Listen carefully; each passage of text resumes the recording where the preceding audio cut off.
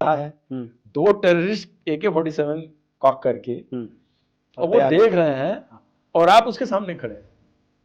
शीशा जब इशारा किया तो क्या करेंगे आप? शीशे से विड्रॉ करने का कोई चांस नहीं है। मर जाता है तो ठीक है, एक टेररिस्ट मर गया, यही अचीवमेंट होता है, लेकिन उसके साथ बहुत सारी इंफॉर्मेशन दफन जो आप तक नहीं पहुंचती है।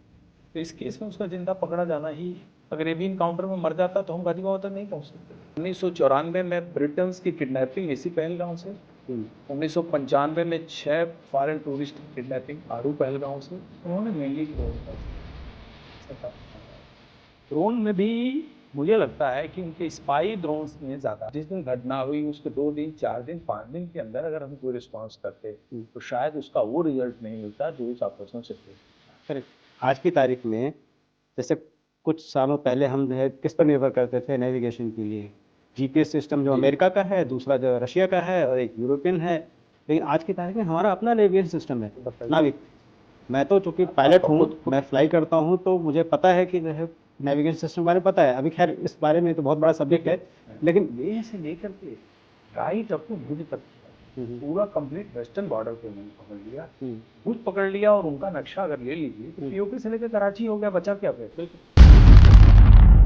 मेरा सौभाग्य है कि मैं इंट्रोड्यूस करने जा रहा हूँ BSF के एक जांबाज ऑफिसर DIG नरेंद्र नाथ दुबे जी, जिनको कीर्ति चक्र से उनकी बहादुरी के लिए नवाजा गया था। वेलकम नरेंद्र जी। बहुत बहुत धन्यवाद। This is going to be our very interesting podcast and I hope so. Yes, आपने BSF के इतिहास का एक, मैं कहूँगा कि सबसे महत्वपूर्ण ऑपरेशन किया था, जिसमें आपने एक कुख्यात आतंकवादी गाजी बाबा को ढेर कर दिया था, और उस ऑपरेशन के समय आपको बहुत बुरी तरह से जो है गोलियां लगी थी और घायल हो गए थे। और मैं तो ये भी जानता हूँ कि कुछ गोलियां आपके पास में अभी भी आपकी बॉडी में हैं, स्मृति शेष। तो आप गोलियों के साथ जी रहे हैं। तो आप काफी गोलियां खाई थी, उसको ठीक होने के लिए भी। बिल्कुल सही है। आप ये बताइए कि आपके ऑपरेशन में आपको कीर्ति चक्र मिला और कितने अवार्ड्स मिले? BSF का ये बड़ा हिस्टोरिकल ऑपरेशन था जी। और इस अकेले एक ही ऑपरेशन में 12 वीरता पदक भारत सरकार से मिले थे, जिसमें 2 वीरता पदक रक्षा यानी मिनिस्ट्री ऑफ डिफेंस से मिला था, एक कीर्ति चक्र जो सेकंड हाईएस्ट गैलेंट्री अवार्ड मेरे को मिला था, और शहीद बलवीर सिंह को शौर्य चक्र डिफेंस गैलेंट्री अवार्ड से नवाजा गया था।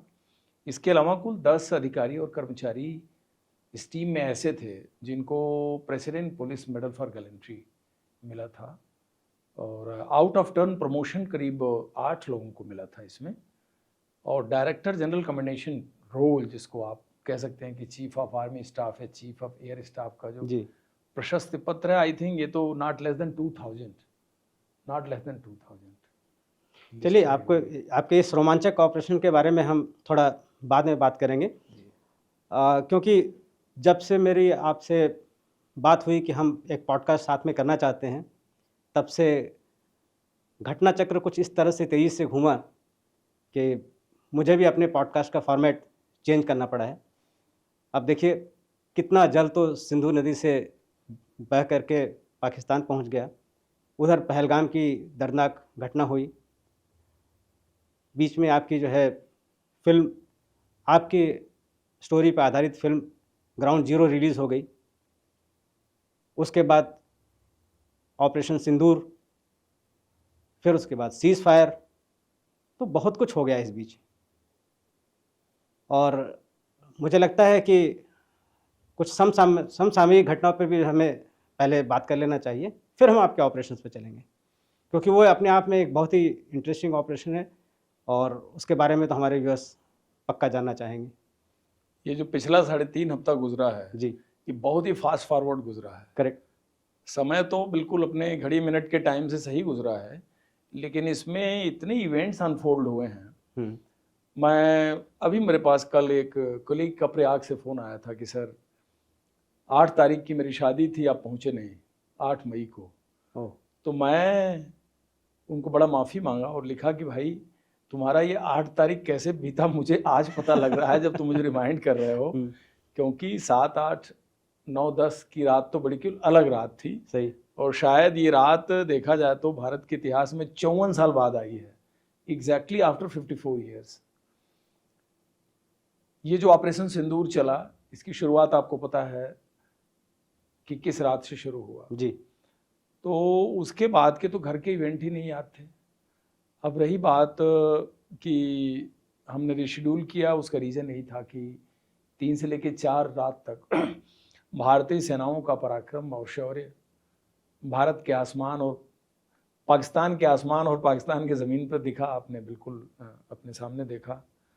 और देखने के बाद सीज़ फायर हुआ। उसके बाद भी अभी उस पर तमाम रिसर्च, तमाम उसमें जानकारियाँ इकट्ठा की जा रही हैं। उस पर मिनिस्ट्री ऑफ डिफेंस से लेकर के और भारतीय लीडरशिप से उसके बयानात आ रहे हैं, बहुत सारी चीज़ें रिसर्च की जा रही हैं और with passage of time public domain में वो चीज़ आएंगी। जी। अब मैं उस पर बात ले जाना चाहता हूँ कि 22 अप्रैल को, जी, वो एक्चुअली पहलगाम की घटना जो है वही 22 अप्रैल वो को इन सब का ट्रिगर थी। ट्रिगर वही प्रिकर्सर पॉइंट था। और मुझे बड़ा आश्चर्य होता है कि कश्मीर जो कि अच्छे खासी जो है शांति के राह पर और प्रॉस्पेरिटी की तरफ बढ़ रहा था और इतने टूरिस्ट वहाँ जाने शुरू हो गए थे और हर तरफ से ये हमें बताया गया कि भाई सब कुछ नॉर्मल है, और अचानक ऐसा हो जाना, उसके बाद जो है इस तरह की घटना होना, ये थोड़ा सा जो है मतलब पूरे देश को जो है एक तरह से झटका लगा। देखिए 22 अप्रैल 22 रान साउथ कश्मीर पहलगांव में जो पाकिस्तानी आतंकवादियों ने 22 डिफेंसलेस टूरिस्ट्स को उस समय 26 नहीं 22 को हुआ घटना। नहीं, जो हाँ, 26 निर्दोष टूरिस्ट को मारा जी। और जिस तरीके से मारा, हाँ, वो आई थिंक सबसे बड़ा ट्रिगरिंग पॉइंट था। यानी भारतीय नेतृत्व जो इंडियन लीडरशिप है, इससे बड़ा प्रिकर्सर पॉइंट को नहीं हो सकता। ओपन चैलेंज था मारा। और जो लोग इतने अच्छे माहौल में पिकनिक के लिए गए थे, बाल बच्चों के साथ गए थे, उनके पेरेंट्स थे, उसमें मेल फीमेल का विभेद करके, और बिल्कुल जैसे कि लेडीज़ को विधवा, मतलब तुम लेडीज़ हो, भारत में विवाह का और बड़ा महत्व है जी। दाम्पत्य जीवन का बहुत महत्व है। तो जो दाम्पत्य जीवन है, हम यूरोपियन और वेस्टर्न कंट्री तो है नहीं, हमारे यहाँ एक पति पत्नी का जो एक रिलेशनशिप है, ये रिलेशनशिप एक लाइफ की बहुत बड़ी फिलॉसफी है। 7 जन्म का बोलते हैं। 7 जन्म का जी। वो एक ऐसे मुकाम पे साउथ कश्मीर में बैठे हुए हैं, मेरी मेकिंग कर रहे हैं, चीयर्स कर रहे हैं, एंजॉय कर रहे हैं, और आप पहाड़ी के दामन से राइफल लेके नीचे आते हैं, आप उनको बिल्कुल डिस्टिंक्टली अलग करते हैं और उनको पॉइंट ब्लैंक शूट करते हैं। उससे पहले आप कंफर्म करते हैं कि क्या आप एक नॉन मुस्लिम हैं, उनको वेरियस तरीके से वो इस बात को कंफर्म करते हैं और लेडीज से बातचीत करके उनके सामने मारते हैं, बच्चों के सामने। और ज़्यादातर की किलिंग उन्होंने अपर ट्रंक में की है, या तो चेस्ट में गोली मारी है, सिर में गोली मारी है, जिसका मतलब यह है you see the intent, the motive of killing these people. मारने के बाद वो कन्वे करते हैं कि आप अपनी लीडरशिप को मोदी को जाके बता देना। तो मारने का जो तरीका है, ये पूरे टूरिज्म की हिस्ट्री में और टेररिज्म की हिस्ट्री में कश्मीर में ये पहली बार मैंने देखी है। अपने जीवन काल में, अपने ड्यूटी काल में, दोनों में ही मैंने ऐसा कभी न देखा था न सुना था। तो ये तो था भारत का ट्रिगरिंग पॉइंट। ट्रिगरिंग पॉइंट के बाद ऑपरेशन सिंदूर के प्रिपरेशन में ऑलमोस्ट 15 दिन लगे और इस 14-15 दिन की तैयारी के बाद भारत ने जो 7/8 की रात से एक ऑफेंसिव शुरू किया टेरर साइट्स पर पाकिस्तान के अंदर, उसका सर मैं थोड़ा सा आपको रोकना चाहूँगा यहाँ पे। मैं आपसे थोड़ा पीछे जाना चाहूँगा, ठीक है, बैकग्राउंड में जाना चाहूँगा, और मैं आपसे ये जानना चाहता हूँ कि आपने बीएसएफ कब ज्वाइन किया और आपका कश्मीर से पहला वास्ता कब पड़ा? देखिए बीएसएफ तो मैंने 1987 में ज्वाइन किया जी, एज ए असिस्टेंट कमांडेंट। उससे पहले मैं उत्तर प्रदेश राज्य सरकार की भी 2.5 साल की नौकरी में था। 85 में मैं सर्विस में आ गया था। लेकिन सीमा सुरक्षा बल की जो हमारी जर्नी है वो 1987 से शुरू होती है। और उस जर्नी में मैं कश्मीर का पहला कश्मीर से हमारा जो वाकफियत हुआ वो 1994 में हुआ। 94 में? अच्छा। 1994 में साउथ कश्मीर अनंतनाग को। तब तो मिलिटेंसी काफ़ी बिल्कुल, एक्चुअली अपने हमारे कश्मीर पीक पे जाने थी। का पीक पे थी। ओके। 1989 से कश्मीर के अंदर टेररिज्म शुरू हो गया था और वो ऐसा टाइम था कि उस टेररिज्म के सैलाब के लिए कोई भी एजेंसी तैयार नहीं थी। जी, मैं यानी आपको ग्रिड उसके लिए प्रिपेयर्ड नहीं था। ये जी। वो पीरियड था 1994। मैं आपको अपने समय की बात बताना चाहता हूँ। और आप- मैंने जो आप- है आप मैंने भी अपनी सेवा काल में रहे होंगे और काफी पहले रहे होंगे जी, थोड़ा। मैंने इसके पहले और इसके बाद, मतलब आपके टेनोर के पहले और आपके टेनोर के बाद वाला जो है वो पीरियड कश्मीर में बिताया। मेरी पहली पोस्टिंग ही 84 दिसंबर में कमीशन होने के बाद में जनवरी 85 में मैं नौशहरा सेक्टर में हमारी यूनिट थी, वहाँ पोस्ट हुआ। और हमारा जो एरिया था उस समय लाम झंगड़ वैली से लेकर के पुंछ तक आर्टिलरी यूनिट थी, तो हमारी रिस्पॉन्सिबिलिटी थी। तो हम जगह जगह जा के उनके ओपी पोस्ट होते थे, वहाँ पे जाते थे, हमारी ड्यूटी होती थी। तो हम तो यंग ऑफिसर थे उस समय, 23 साल की करीब हाँ करीब उम्र बिल्कुल, थी। यही एज रही जी। होगी आपकी। हाँ। और उस समय का माहौल मैं आपको और हमारे व्यूअर्स के लिए बताना चाहूँगा। समर वेकेशन जब होता था तो चूँकि वो फील्ड एरिया था तो वैसे फैमिली परमिटेड नहीं थी, खाली न्यूली मैरिड कुछ होते थे तो वो उनकी फैमिलीज बीच में आती थी कुछ महीनों के लिए, लेकिन अदरवाइज़ क्योंकि वहाँ पे फैमिली अकोमोडेशन नहीं होते थे फील्ड एरिया होने की वजह से। लेकिन समर वेकेशन के टाइम में लेडीज़ बच्चे सब हम लोग को ज्वाइन करते थे वहाँ पे। बड़ा अच्छा माहौल होता था, पिकनिक होती थी, हाँ, सब फैमिलीज जाते थे, यूनिट पूरे हम लोग इकट्ठा जाते थे। कभी जो है वो नौशहरा तवी, मुनव्वर तवी के किनारे अक्सर पिकनिक होती थी, हम एंगलिंग करते थे वहाँ पर। आपने कश्मीर का बेस्ट पीरियड देखा। बेस्ट पीरियड, इतनी शांति थी वहाँ पे, तो लगता था कि भाई ये तो पिकनिक की जगह है। और एक गाड़ी उठाते थे और कभी राजौरी के एसबीआई से, कभी नौशहरा के एसबीआई से पे कलेक्शन के लिए एक बक्से में सबकी तनख्वाह लेकर के आते थे। सिर्फ एक हथियारबंद आदमी हमारे साथ होता था, जवान। और वही जब दूसरा टेन्योर मेरा था 98 से 2000 कुपवाड़ा सेक्टर में, सिचुएशन बदल चुकी थी। उस समय 5 गाड़ी मिनिमम चलती थी, फुल प्रोटेक्शन। और हमारी गाड़ियाँ सड़क पे तभी चलती थी जब रोड ओपनिंग हो जाती थी। बिल्कुल, जब तक हमारी यूनिट रूट प्रोटेक्टेड नहीं है, कोई मूवमेंट नहीं था। और रोड ओपनिंग जो है वो होती थी सुबह से लेकर शाम तक, तो आप बीच में कहीं निकल नहीं सकते थे। हमारी यूनिट आरटी यूनिट होने के बावजूद हम कॉर्डन सर्च भी करते थे, आरओपी भी करते थे, और हम कॉन्वॉय प्रोटेक्शन करते थे। चौकीबल से श्रीनगर तक की कॉन्वॉय हम ऑल्टरनेट चलाते थे। एक दिन चौकीबल से निकलते थे श्रीनगर, और दूसरे दिन श्रीनगर से चौकीबल आते थे। It was a very tiring job, very risky. And हमारा डिसिप्लिन और हमारा जो है जो जोश था वो उसको अगर वो देखते थे तो इतने डरते थे कि हमारे वाली कॉन्वॉय पे उन्होंने कभी अटैक नहीं किया। तो दोनों में इतना अंतर था। और आप उससे पहले जो एक पीक हुआ उसके दौरान वहाँ पे थे। तो और बीएसएफ तो उस समय भी जो है लीड फोर्स थी बीएसएफ, श्रीनगर तो पूरा आपकी जिम्मेदारी थी, बीएसएफ के पास था। हम लोग तो बाकी जगह थे, लेकिन श्रीनगर, जबकि पहली बार जब हम गए थे श्रीनगर में कश्मीर में, तो बीएसएफ बॉर्डर पे थी, जो कि आज का रोल है। हाँ। आज बीएसएफ वापस उसी रिवर्स रोल पे है जी। जो आपने 85, 86 या 87 का पीरियड देखा जी। उस समय जो बीएसएफ का रोल था, बीएसएफ आज 2025 में उसी रोल पे वापस है।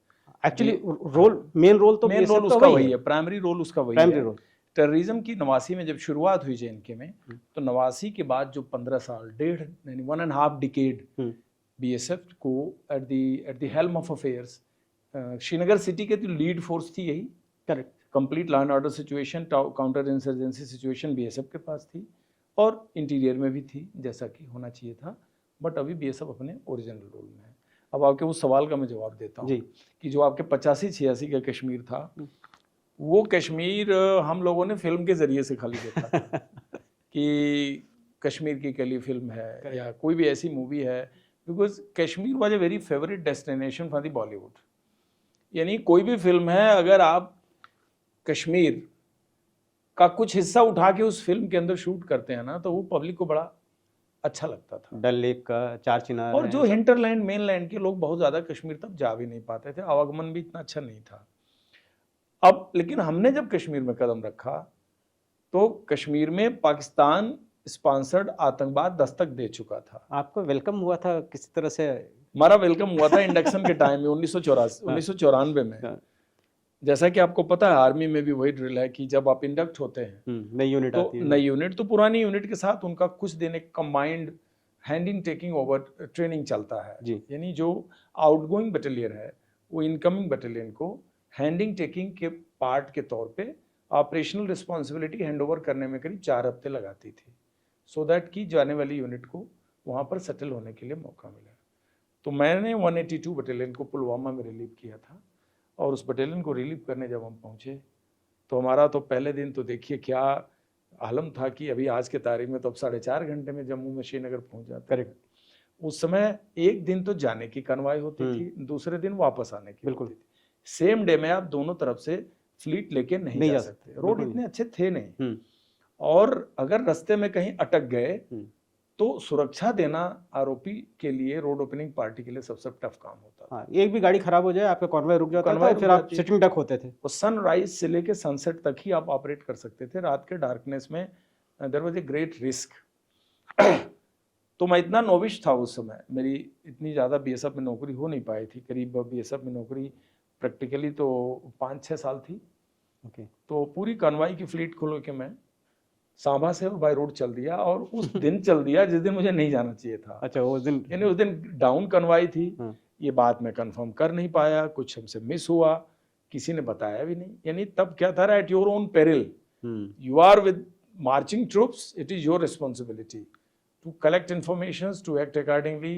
Error is, fault is yours, success is yours. Correct, ठीक है, लेके चले। और उधमपुर पहुंचने के पहले तो ट्रैफिक पुलिस ने मुझे बोला कि perhaps you are little mistaken, आज तो आपकी कन्वाई है नहीं है। यस, क्या करना चाहिए? मैंने कहा रोड तो है। बोले रोड तो है, लेकिन ये है कि अब आप कहीं फंस जाएंगे तो क्या करेंगे? तो हमारा माथा ठनका। तो उधमपुर में, जैसा कि आपको पता ही है, उधमपुर में एयरफोर्स और आर्मी का कितना बड़ा बेस है, वहाँ हमारा भी एक ट्रेनिंग सेंटर है। तो सारी गाड़ियों को बिना पूर्व इत्तला के मैं उस कैंपस में डाल दिया, और रात को हमने बोला गाड़ी साइड में जिन हालात में खड़ी है as it is where it is खड़े रहने दो, सिर्फ आप कुकिंग का मटेरियल निकालो बाहर, आप लोग खाना खाओ, रेस्ट करो, कल सवेरे चलते हैं। अगले दिन सवेरे हम लोग मार्च किए, और वही हुआ कि रामबन के बाद जवाहर टनल से पहले एक ट्रक खराब हो गया, और मेरे दिमाग में था कि इसमें ट्रुप्स हैं, अगर ट्रक खराब हुआ, रिपेयर नहीं होगा, अंधेरा हो गया।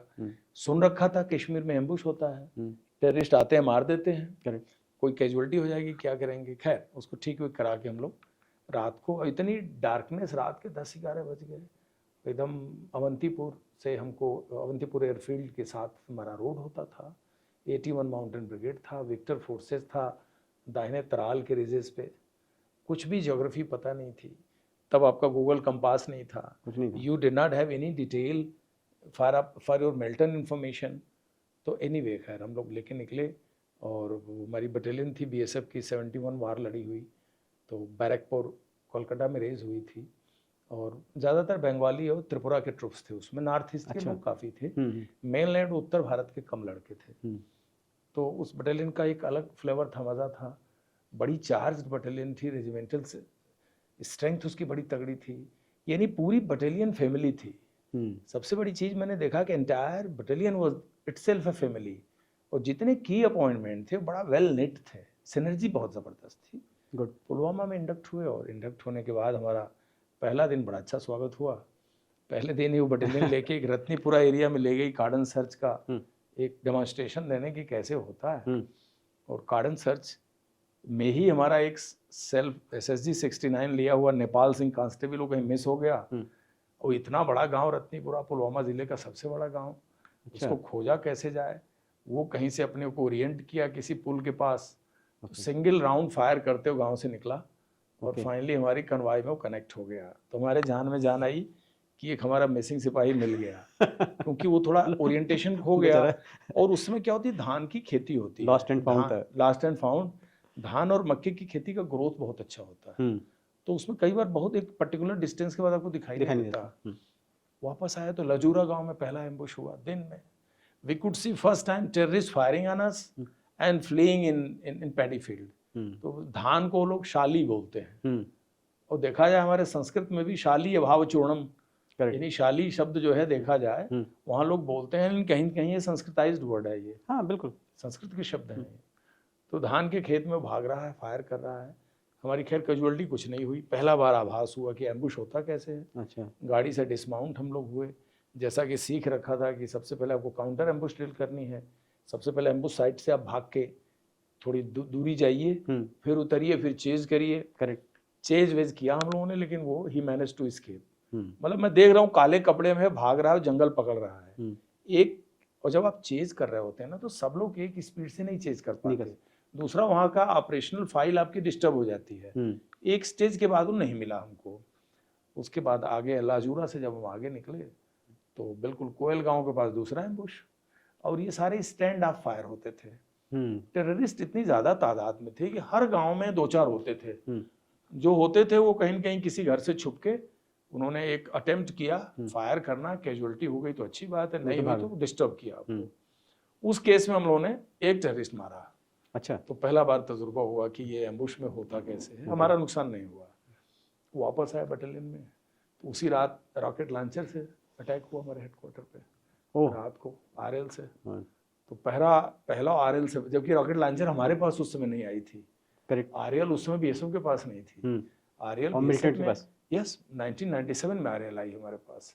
उसके पहले तो रॉकेट लॉन्चर मतलब आर्मी के पास हम देखते थे। करेक्ट। कि वो आरएल काल गुस्ताव लेके चलते थे। करेक्ट। मोटा पाइप वाला कंधे पे, शोल्डर लोडेड फायरिंग जिससे होती थी जी। और जब रॉकेट लॉन्चर से फायर हुआ तो उसमें भी हमारी कोई कैजुअलिटी नहीं हुई। लेकिन समझ में आ गया कि ये वेल इक्विप्ड है। हाँ, जो वार नॉइज है ना, एक डिस्टर्ब एरिया का, टेररिज्म इन्फेक्टेड एरिया का एक नॉइज जो है, वो उस नॉइज, जैसे शादी बारात में जाते हैं ना, तो वो ढोलकी वाले की आवाज उस थीम को कनेक्ट करती है। करेक्ट। तो ये सारे जो fire ambushes, it started making us prepare to deal with the challenges ahead for the 2 to 3 years। क्योंकि हम उस वायर नॉइज में धीरे धीरे एक्स्टम्ड होने लगे। करेक्ट। और उसके बाद सफर चल पड़ा 3 साल का। We call it battle inoculation। Battle inoculation, आपका पहले दिन, inoculation, yes, real time situation. Real time situation वही आपको पक्का बनाता है बेसिकली। तो ये सब जो सिचुएशन उस समय चल रही थी, तो अभी मतलब खैर ये सब हमने सॉर्ट आउट कर लिया। एक तो आपके उस ऑपरेशन के बाद में, गाजी बाबा के ऑपरेशन के बाद में काफ़ी शांति थी। 13 साल, हाँ 13 साल, 2003 से 2016 तक। That was very impactful. बहुत अच्छा पीरियड रहा, बहुत अच्छा इम्पैक्ट रहा। अभी जो हाल में जो इतनी सारी चीज़ें हुई, इसके बाद में जो इतने इमोशंस शुरू हुए, लोगों ने बोला कि भाई आर पार हो जाना चाहिए, ये करना चाहिए, वो करना चाहिए। और मतलब मैं तो खैर टीवी मीडिया देखना बंद कर चुका हूँ, क्योंकि उसमें तो जो लड़ाई होती है हम तो आर पार हो चुके हैं। ठीक है, देखिए ये क्या है, ये बड़ी भारी चुनौती है। आज के तारीख में इंफॉर्मेशन वार बहुत ज़बरदस्त बढ़ गया है। आप तो हमारी जनरेशन के हैं, आपने 1971 वार भी आपको याद होगा। एक ट्रांजिस्टर से पूरा गांव सुनता था। करेक्ट। कि भारतीय सेनाओं ने बम बरसाए, पैटर्न टैंक हमारा मूव कर गया, प्रधानमंत्री ने ये भाषण दिया। वो भी सब सरकारी चैनल था, बिकॉज ऑल इंडिया रेडियो से ही आता था। ऑल इंडिया रेडियो से आता था। ट्रांजिस्टर में 3 बैटरी लगती थी, 2 बैटरी लगती थी। वो गांव के पसारी के दुकान से वो भी अगर बैटरी चली गई तो रात को वो दुकान खुलती भी नहीं थी। करेक्ट। कई मील से लाना पड़ता था। तो एक ट्रांजिस्टर के किनारे वॉल्यूम को फुल करके गांव का कुछ ग्रुप एक साथ सुनता था। हम जिस गांव से बिलोंग करते हैं हम उसी की कहानी बताते हैं। बिल्कुल सही है। There must have been much progressed villages in our country, जहाँ सिस्टम रहा होगा थोड़ा बेटर। उसको सुन करके सबको एक चैनल से एक मोस्ट फिल्टर्ड और मोस्ट ऑथेंटिकेटेड वर्जन आता था कि साहब ये हुआ है। उस समय सबका माइंड एक प्लेटफॉर्म पे रहता था, क्योंकि इंफॉर्मेशन इनपुट का एक ही चैनल होता था। अब आज इवन 99 में भी ये चैलेंज नहीं था, करगिल के टाइम में भी ये चुनौती नहीं थी। करगिल टाइम से टेलीविजन शुरू हुआ गया था, शुरू हो गया था, you right, covering front line operations 99 में शुरू हो गया था। 99 में भी देखा जाए तो हमारा total operation it was only confined to JNK।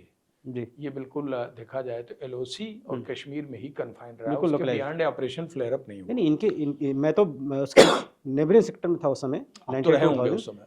तो हमारे सेक्टर में भी कोई एस्केलेशन नहीं हुआ था। Yes, we were firing across to. उसमें इंडिया का रिस्पांस जो रिस्पांस फिलॉसफी थी बड़ी वेल डिफाइंड थी कि हमारी टेरिटरी में पीओके में पाकिस्तान के रेगुलर फोर्सेज ने आके हमारी हाई रीजेस पे कब्जा कर लिया। करेक्ट।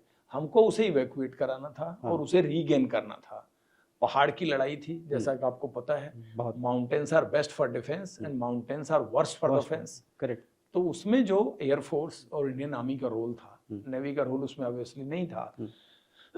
इन दोनों ने जो एक डिसिसिव रोल प्ले किया और वो मीडिया चैनल से या इंफॉर्मेशन से या बोलिए कि तब ये यूट्यूब वगैरह ये सब शुरू नहीं हुआ था, न्यूज़पेपर से public. NDTV was the only private channel I think private that time. NDTV था, एनडीटीवी था, यू आर राइट। अब बात आ गई 2025 की। 2025 में का ये पहला वार है जो हम अपनी टेरिटरी में बैठ के ही लड़े हैं। And the entire operation Sindoor is based on technology. It's a showcasing of our combat superiority, our combat advancement, and technological our technology, indigenous technology, certain imported technology, उसका एक सम्मिश्रण रहा है। And very good synergy and coordination। हाँ, system integration basically. System integration ये इसका बहुत बड़ा एग्जांपल रहा है, जिसमें हमने टेरिटरी और 1999 में देखा जाए तो एलओसी की हम अपना हद तो क्रॉस तब भी नहीं किए थे। हम तो अपने हद के अंदर ही की सीमा चौकियों को वापस ले रहे थे। खाली अब 71 वार है जिससे आप तुलना कर सकते हैं। 71 वार का बिल्कुल डिफरेंट मैग्नीट्यूड था। कन्वेंशनल वार थी वो। कन्वेंशनल वार थी। लास्ट कन्वेंशनल वार वही रहा। और ये कन्वेंशनल की कैटेगरी में नहीं डालूंगा। अभी 2025 का जो सिंदूर है, ऑपरेशन सिंदूर, इसमें हमारा ऑब्जेक्टिव बड़ा क्लियर था डे 1 से।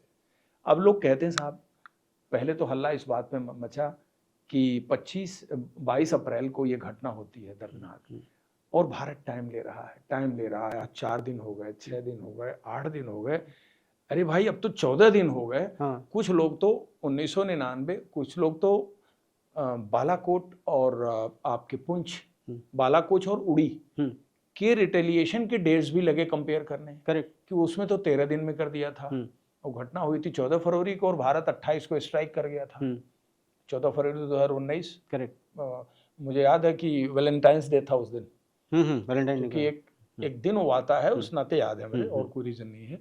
तो कहने का अर्थ है कि अब लोग कैलकुलेट करने लगे, अरे यार ये तो 13 दिन वाला भी हद क्रॉस कर गया, तो क्या हम हाथ पे हाथ बैठे रह गए? सही बात। अब आप ये देखिए कि वर्ल्ड में रशिया यूक्रेन वार हो रहा है, 3 साल चल रहा है। फिलिस्तीन में इजराइल के साथ हो रहा है, जबकि इजराइल के पास आप जब पाकिस्तान के साथ रिस्पांस मैकेनिज्म अगर फ्लेयर अप होता है तो जो रिस्पांसिबल फोर्सेज हैं उनको लॉन्ग टर्म प्लानिंग करनी होती है। करेक्ट। अगर इस वार में आप उलझे तो आप इस वार में आप 1 महीना उलझे रहेंगे कि ये वार आपका 6 महीने चलेगा, साल भर चलेगा, नोबडी नोज। तो पब्लिक आउटक्राई और सेंटिमेंट में अगर जिस दिन घटना हुई उसके 2 दिन, 4 दिन, 5 दिन के अंदर अगर हम कोई रिस्पांस करते तो शायद उसका वो रिजल्ट नहीं मिलता जो इस ऑपरेशन सिंदूर में मिला है। Correct. The forces to quite good 15 days to prepare. 15 दिन अगर वो प्रिपरेशन में लिए तो निश्चित रूप से वो आने वाले 3 महीने की तैयारी करके चले होंगे। It takes time. तो पहला तो लोगों की प्रतिक्रिया के उत्तर में मैं ये कहना चाहता हूँ कि उनकी जो देश के लिए एक देश प्रेम और पाकिस्तान के लिए गुस्सा, इन दोनों चीजों को लेके जो उनके अंदर एक गुस्सा है, एक रिएक्शन है, वो अपने जगह पर वाजिब है। ठीक है। लेकिन सरकार, कोई भी सरकार होगी ना, जो रिस्पॉन्सिबल गवर्नमेंट है, वो पब्लिक आउटक्राई और पब्लिक इमोशन का एक तरफ तो सम्मान करेगी और एक तरफ वो प्रिपरेशन करेगी उस लार्जर ऑब्जेक्टिव के लिए। तो प्रिपरेशन में हमने 15 दिन लिया और 15 दिन के बाद क्या रिजल्ट हुआ आपके सामने है। वैसे भी कोई भी ऑपरेशन बिना वॉर गेमिंग के नहीं हो पाता है। आप बैठते हैं, उनका रिस्पांस क्या हो सकता है, कहां तक जा सकते हैं, वही बात, सारी हदें आप जब देख लेते हैं तब आप और ये मल्टी लेयर्ड है जी। आप इसके लेवल को ग्रेजुअली अप करते हैं। जैसे कि आपने उस दिन देखा कि पहले दिन जो भारत ने पाकिस्तान के 9 ठिकानों के 21 कैंप को प्रिसीजन स्ट्राइक करके उसको डिमोलिश किया। करेक्ट। 21 कैंप थे और 9 ठिकाने थे। 9 ठिकाने के अंदर पहली बार पीओके के टेरिटरी के बाहर 4 ठिकाने पंजाब के अंदर थे, जो कि पाकिस्तान का मेनलैंड है। It is very close to Islamabad, it is very close to Rawalpindi. There cap Rawalpindi, जहां उनका गैरिजन मेन हेडक्वार्टर है आर्मी का, क्योंकि पाकिस्तान में 2 सरकार चलती है, एक इस्लामाबाद चलती है, एक रावलपिंडी में चलती है, आपको पता ही है। करेक्ट। तो इसमें टाइम लगा और ये भारत ने किया, और करने के बाद बड़ा क्लियरली डिक्लेयर किया भारत ने। इतना पिन पॉइंट गाइडेड मिसाइल्स थे, पिन पॉइंट अकोमोडेशन था कि जिसने सिर्फ और सिर्फ आतंकी अड्डों को निशाना बनाया। और निशाना ही नहीं बनाया, भारत का फोर्थ राइटनेस देखिए कि हमारे देश ने कहा है बात, हमने डिक्लेयर किया, हमने कोई चोरी से नहीं किया, पहलगांव के टेररिस्ट नहीं है हम लोग, हम ISI मॉडल रिस्पांस नहीं देते। कहा कि भैया हमारा ये टारगेट है, हमने इसको डिमोलिश कर दिया, इससे आपको एतराज नहीं होना चाहिए क्योंकि आप तो देश हो ये, और आप क्यों चाहोगे आपके यहाँ आतंकवाद हो, आप इससे अलग हो जाओ, बात खत्म। आप तो खुद ही क्लेम करते हो कि भाई हम टेररिस्ट से परेशान है, भाई तुम्हारे टेररिस्ट मार के हम तुम्हारी मदद कर रहे हैं। दो तरह का टेररिस्ट तो हो नहीं सकता, वो तो एक्सपोज हुए हैं, वो नमाज जनाजा में जो आपको पता है, बिल्कुल अब्दुल रऊफ असगर वाला जो फोटो आई है, और इतने सारे फौजी, कई जनरल यूनिफॉर्म में पाकिस्तान का राष्ट्रीय झंडा नमाज जनाजा मिट्टी देते समय जो जिस तरह का उन्होंने वहां पर जो है इस तरह से डेमोन्स्ट्रेट किया, पूरी वर्ल्ड मीडिया को पता है। तो ये ऑब्जेक्टिव भारत ने कर दिया, करने के बाद उनका रिस्पांस, और बाकायदा प्रेस कॉन्फ्रेंस किया, करेक्ट, उसके बाद उनका रिस्पांस उस रात, अगली रात आ गया, मतलब पूरा ही वेस्टर्न बॉर्डर फ्लेयर अप हो गया। उन्होंने मेनली ड्रोन का इस्तेमाल किया, जैसा कि आपको पता है। ड्रोन में भी मुझे लगता है कि उनके स्पाई ड्रोन्स ने ज़्यादा पर्पस था इंडिया के AD डिफेंस सिस्टम को बेसिकली मैपिंग करना, हमारे डिफेंस सिस्टम की फोटो लेना, क्योंकि कुछ ड्रोन वापस भी गए होंगे, जिससे कि वो कोई काउंटर कार्रवाई कर सके। ऑफेंसिव तो हमारे यहाँ उनका कामयाब हुआ नहीं, कोई नहीं। जो ऑफेंसिव हुआ भी वो भी बड़ा बेकार टाइप था, बड़ा निंदनीय था। अब आपने पुंछ में गुरुद्वारा के ऊपर डाल दिया, पुंछ के अंदर स्कूल तबाह कर दिया, एक फैमिली के 5-6 लोग जो सरदार जी सिख फैमिली थी मारे गए, और इस तरह से देखा जाए तो हमारी करीब 15 से 20 सिविल कैजुअलिटी हुई, जो कि इतने मैग्नीट्यूड के रिस्पांस और काउंटर रिस्पांस सिस्टम में, तो मुझे लगता है इतने दुख के साथ तो हमको संतोष करना ही पड़ेगा। पुंछ का तो मुझे भी फर्स्ट हैंड आइडिया है, लेकिन उस जमाने का, अब तो टाउन बहुत बड़ा हो गया है, जैसे फोटो में देख रहा था, बड़ा एडवर्स, लेकिन 3 साइड से घिरा हुआ है, वो 3 साइड से घिरा हुआ है, पाकिस्तान से घिरा हुआ है, तो पाकिस्तान कन्वेंशनली पुंछ को निशाना बनाता है, करेक्ट। अब रही बात कि उन्होंने जब हमारे एरिया पे काउंटर किया तो मेनली ड्रोन से किया, और यही नहीं, लेह से लेकर के राइट अप टू भुज तक किया उन्होंने, पूरा कंप्लीट वेस्टर्न बॉर्डर को उन्होंने पकड़ लिया, भुज पकड़ लिया, और उनका नक्शा अगर ले लीजिए तो POK से लेकर कराची हो गया, बचा क्या फिर? बिल्कुल, उसके बाद तो कुछ बचा नहीं है। सुकुर लगभग मोस्ट साउथ में है, इस्लामाबाद भी थोड़ा नीचे ही है, लेकिन अगर देखा जाए आपका कराची तो सबसे लास्ट है, साउथ उनका सबसे नीचे का पार्ट है, तो उसके सामने के एरिया तक उन्होंने किया, बाड़मेर जैसलमेर को किया, भुज को किया, तो उन्होंने पूरे वेस्टर्न बॉर्डर को एक्टिवेट करने की कोशिश की, और मेनली विद ड्रोन्स। ड्रोन के अगेंस्ट जो भारत का डिफेंस मैकेनिज्म था, इंटीग्रेटेड रिस्पांस सिस्टम था, मतलब क्या नायाब, क्या कमाल का भारत का रिस्पांस है। वही बोल रहा हूँ, वो सिस्टम इंटीग्रेशन जो किया है वो तो अपने आप में यूनिक है। 2018 में S-400 की खरीद का काम शुरू हुआ था। S-400 जब 2018 में खरीदने की बात शुरू हुई तो कितना ह्यू एंड क्राई हुआ कि रशिया से आप क्या सिस्टम ले रहे हैं। यहाँ तो अमेरिका का प्रेशर भी था, प्रेशर था, उन्हें कभी नहीं चाहता था। और हमारे यहाँ क्या है कि there are many things only for the sake of opposing it. 2021 से उसका इंडक्शन शुरू हुआ, आज 2025 के क्राइसिस के दिनों में, at the time of reckoning, S-400 आपके पूरे AD सुरक्षा प्रणाली का कितना बड़ा सुदर्शन साबित हुआ है, ये पूरी दुनिया को पता लग गया। बिल्कुल सही। और वही एक चीज था जो गेम चेंजर था। आपका गेम चेंजर 2 चीजें थी, एक तो ये था आपका डिफेंस सिस्टम में। अब आ जाता है आपका, आपने जो एक्चुअली किया, मतलब हमारे इंडिजिनस साइंटिस्ट, हमारा इसरो, DRDO, एयरफोर्स, लोगों ने जो इंटीग्रेशन किया और इंडियन आर्मी के AD सिस्टम को भी अपने सिस्टम के साथ इंटीग्रेट किया है, बड़ी इंटरेस्टिंग बात है। करेक्ट। पिछोरा right up to old system, हमारा जो कह लेजेसी, जो हमारे लेजेसी एसेट्स थे, जो 23 वगैरह, जो हाँ ये तो बिल्कुल लेजेसी थे। इनको आप अब कैसे किया, मैं उस डिटेल में नहीं जाना चाहूंगा, शायद मुझे उतनी एक्यूरेसी उसकी पता भी नहीं है। नहीं, मुझे पता है, पता रडार सिस्टम के साथ जब उनको कर दिया तो बजाय ऑप्टिकली ऑप्टेन करने के टारगेट को लेजर सिस्टम, गाइडेड लेजर। सबसे बड़ी बात है कि उन्होंने ऐसा इंटीग्रेशन किया कि पूरे कमांड सेंटर से if there is a problem from point A, हमारे पूरे सिस्टम में पॉइंट ए को टेकान करने के लिए पॉइंट एच है, तो एच को कमांड मिलेगी, एच पॉइंट ए को करेगा। करेक्ट। यानी हमने पूरी मैपिंग करके और उसकी इतनी एक्यूरेट जीरोइंग करी, जीरोइंग का जो रोड मैप हमने बनाया अपने कमांड सेंटर में, और पाकिस्तान से उठने वाला कोई भी चैलेंज को सुटेबली एंगेज करने के लिए हमारे पास ऑलरेडी रोड मैप तैयार था। इस बात के लिए पाकिस्तान तैयार ही नहीं था। उसको ट्रैक करके और डिस्ट्रॉय करने का, ट्रैक करके डिस्ट्रॉय करना ठीक है, कुछ स्पाई कैमरा वापस भी चले जाएंगे। हमारा 3200 किलोमीटर का लैंड बॉर्डर है पाकिस्तान के साथ। अब 3200 किलोमीटर तो नहीं पकड़ के रख सकते, कुछ गिरेंगे, कुछ सिविलियन आबादी पे भी गिरेंगे। और S-400 की क्या क्षमता है, I mean 30 kilometre vertical, 300 to 400 kilometre से तो ये सेंस कर लेता है कि कुछ आ रहा है, उसके बाद 250 किलोमीटर तक उसे डिस्ट्रॉय कर सकता है। This is a very big capacity. जो हाईएस्ट फ्लाइंग ड्रोन्स हैं, हाई एल्टीट्यूड पे उड़ते हैं, वो भी इसके 32 किलोमीटर वर्टिकल लेना बहुत बड़ी बात है जी। और एक साथ आई थिंक 30 to 35 मुनीशन एक साथ जाता है आकाश में इंगेज करने के लिए। तो ये इनका सिस्टम इसके लिए तैयार नहीं था, ये हो गया डिमोलिस्ड। इनका कुछ असर हमारे डिफेंस पर पड़ा नहीं। और प्रधानमंत्री महोदय का जो आदमपुर में दौरा है, ये दौरा इस बात को ही डेमोन्स्ट्रेट करने के लिए था, एक तो सुरक्षा बलों का मनोबल बढ़ाना, उनको ग्रेटिट्यूड अदा करना। एक प्राइम मिनिस्टर वहां सलूट कर रहा है, इससे बड़ा क्या डेमोन्स्ट्रेशन हो सकता है। और जिस जहाज से चल के गए, वो उस जहाज से जाने का मतलब ये था कि आदमपुर एयरबेस अगर इंटैक्ट ना होता तो ये जहाज यहाँ लैंड ही नहीं कर सकता।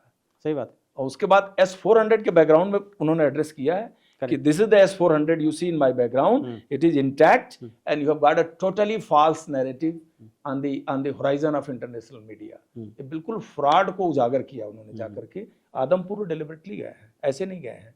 तो ये सारे के बाद और जो हमने उनके 10-11 वाला जो एक क्रिटिकल लास्ट स्ट्राइक हुआ, उसमें जो उन्होंने हमारे सिविलियन आबादी को टारगेट किया और हमारे मिलिट्री एसेट्स के ऊपर उन्होंने डैमेज करने की कोशिश की, उसका इंडिया का रिस्पांस जो सीज फायर के ठीक पहले वाली रात का हुआ, वो बड़ा गजब था। उसके लिए तो विश्व तैयार नहीं था, पाकिस्तान तो छोड़ दीजिए, उसके लिए अमेरिका रेडी नहीं था, चाइना रेडी नहीं था, टर्की रेडी नहीं था, किसी को नहीं पता था ये क्या किया इंडिया ने, उससे हिल गया, कैसे किया, हिल गया पूरे।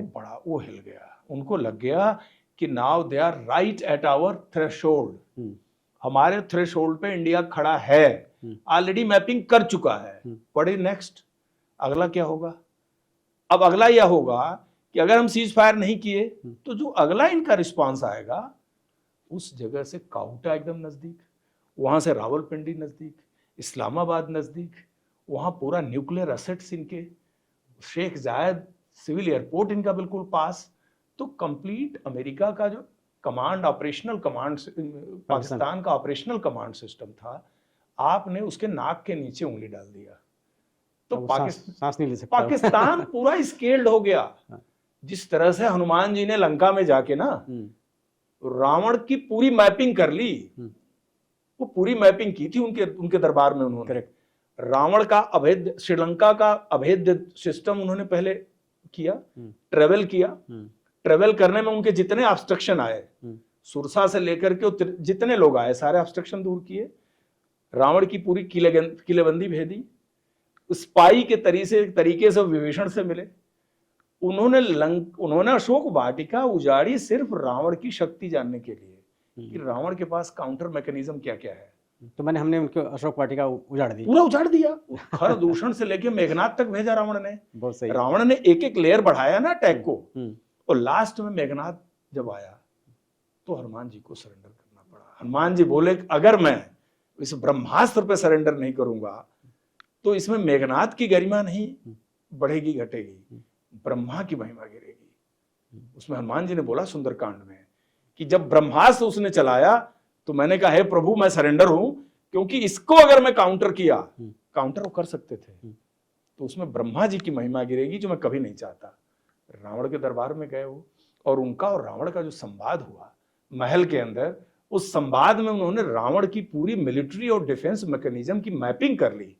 तब वो वापस आए और रामचंद्र जी को बताया उन्होंने ये लंका है। सुंदरकांड का एक बहुत बड़ा देखा जाए तो दूत, silence, intelligence, attack, defence, withdrawal सबका संगम है। सुंदरकांड। चलिए वापस आते हैं हम अब सीज फायर पे। सीज फायर से जो है बहुत से लोग नाखुश हैं और तरह तरह के कमेंट हैं उसमें, क्योंकि मैं पॉलिटिकल चीज़ों में नहीं जाना चाहूँगा, लेकिन बिल्कुल सही। फिर भी आपके व्यू जानना चाहूँगा कि सीज फायर से लोग इतना नाराज़ क्यों हैं? क्या उनको जानकारी सही नहीं देखिए, है? मैं उनको उनको शायद उनकी जो नाराज़गी 11-12 तारीख को थी, हुँ, ऐसे लोगों की नाराज़गी 13 और 14 को कम होती जा रही है ओके। और आने वाले एक आध हफ्ते में बहुत सारे लोगों की नाराज़गी कम हो जाएगी।